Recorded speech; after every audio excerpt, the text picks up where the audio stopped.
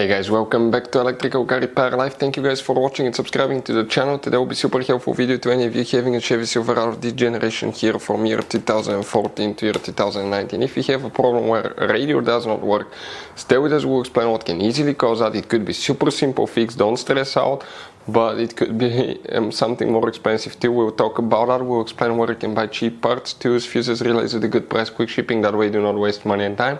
But it's always a good idea to test fuses and relays. All that will be covered absolutely free for your convenience. Make sure you stay until the end.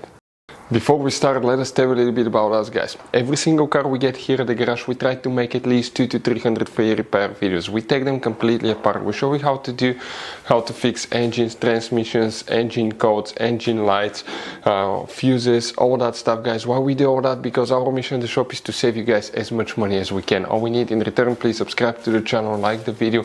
That way we can keep providing these videos absolutely free. Now, guys, we have more than 14,000 free repair videos on our YouTube channels that can save you thousands of dollars in future repairs. So please check them out, and they can save you quite a bit of money now or in the future. So if a radio, guys, does not work, what you need to check, we will demonstrate on this Chevy Silverado. But the first thing you always need to check is two fuses, guys, because it could be super simple fix. Now if you own one of these Chevy Silverados, you have many hidden fuse boxes that most people don't know about. That we will recommend to check out the video on our YouTube channel about fuse box location on Chevy Silverado. What you guys need to do today? Okay, we need to open the passenger door. Now on the side of the dash you have a cover. You see that cover? Grab that cover and pull it. Behind it you have a fuse box with a layout like this one for 2014 through 16 model, and you guys have a layout like this one for 2017 through 19 model. Before we continue, let's explain quickly why it's always a good idea to test fuses and relays. It is, guys, very important to test fuses and relays. On those fuses you cannot clearly see if they're burnt or not, especially you can see in the J-case fuses as well.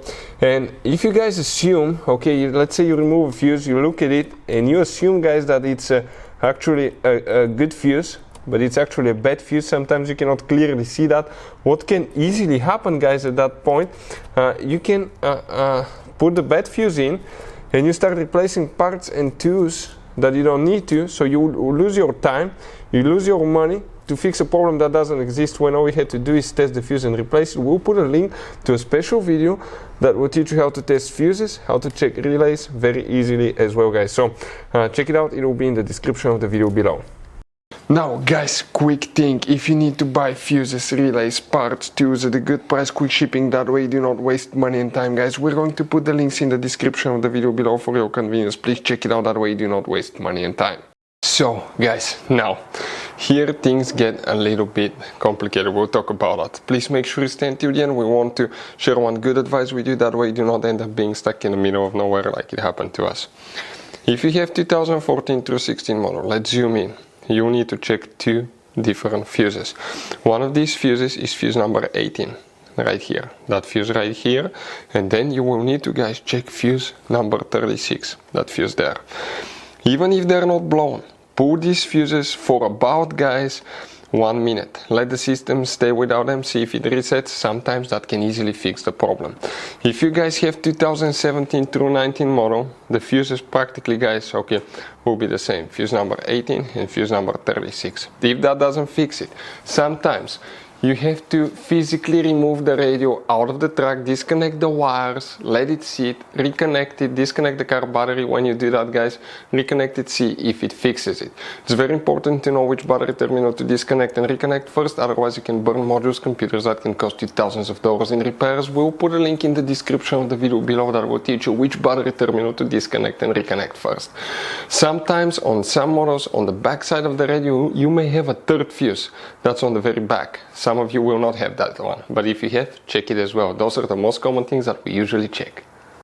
Now, guys, you have all kind of different fuses and relays in that Chevy Silverado. You have different fuses, relays that could be really hard to find, especially if you're in the middle of nowhere. And one time we needed a replacement one, we couldn't get one, we were stuck in the middle of nowhere because of that. So what we do now, we always get some spare fuses, relays, keep them in the glove box for a peace of mind, guys. That way you do not get stuck in the middle of nowhere like it happened to us, guys. Hopefully the video will be helpful. Thank you guys for watching and see you next time.